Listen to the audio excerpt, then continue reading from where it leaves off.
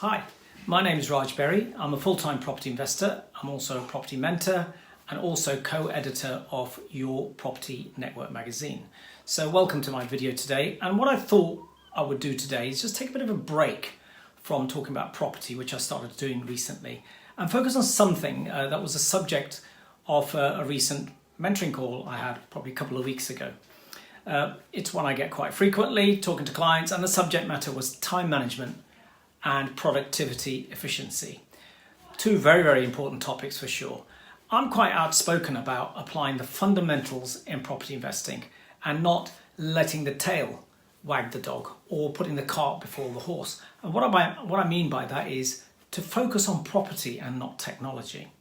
So property investing can be done without the continual search for the ultimate software, the ultimate app, or the ultimate systems. These should not take over your life, but should improve your business. However, technology, when applied in a sparing way, can help with time management and productivity. So I will touch today on what I use. So I've been using some of the tools I'm going to describe for quite a few years now. Others I've embraced more recently, and some I'm just trialing at the moment. So I'll mention which ones I'm using and why. Oh, one more thing. I should say that I actually go out of my way to look for free yet simple products which are good enough to do what I need to do. Okay, so here are the 8 bits of software, apps, whatever you want to call them, that I currently use. Number 1 is Google Calendar. It took me absolutely ages to switch over from a traditional diary, honestly, over to Google Calendar. When I started using Google Calendar many years ago, I did begin to wonder why I'd waited so long. It's versatile, easy to set up. The interface looks great. It synchronizes across platforms. You can set up reminders if you want to, and I can also share my Google Calendar with my business partner. There are probably lots of other features, but the ones I use currently are good enough for me. And I only use one calendar, which is for business and personal purposes, okay? Number 2, Trello.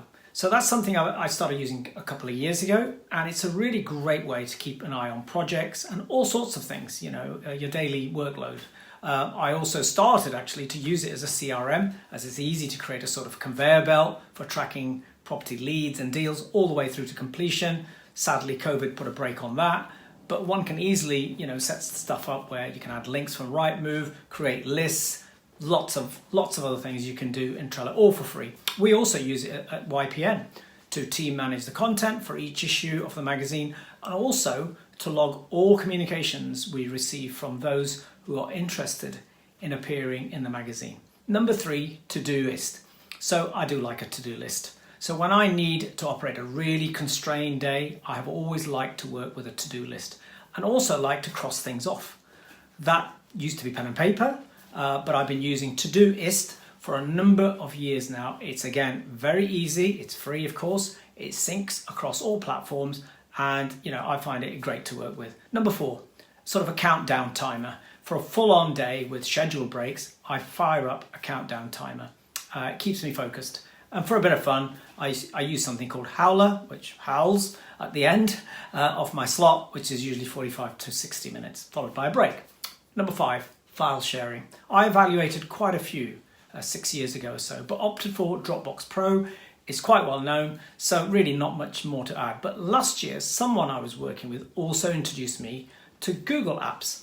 And the one they were using actually was Google Sheets, and I was very impressed by the live editing we can both do on Google Sheets at the same time, on the same call. So I'm going to be exploring some more Google Apps, particularly Sheets.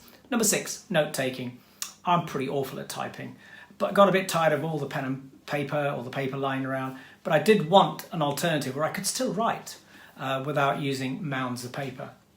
So after a few trial and errors, which seemed to take on forever, I actually opted for quite an expensive option in my case, investment in an iPad Pro with the Apple Pencil and some writing software, a writing software app, which sadly was not free. At the moment, I'm using Notes Plus, but it does crash quite a bit and it's not very well supported. So I'm really looking for something better. So if you've got anything, let me know.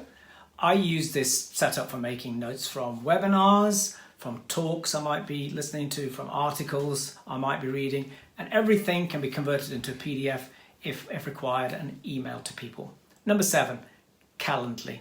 You go back and forth with texts, WhatsApps, email messages, trying to decide the best day and best time to connect. Or you could just simply use Calendly, okay? I've only been using this for a couple of months and it's been a huge time saver.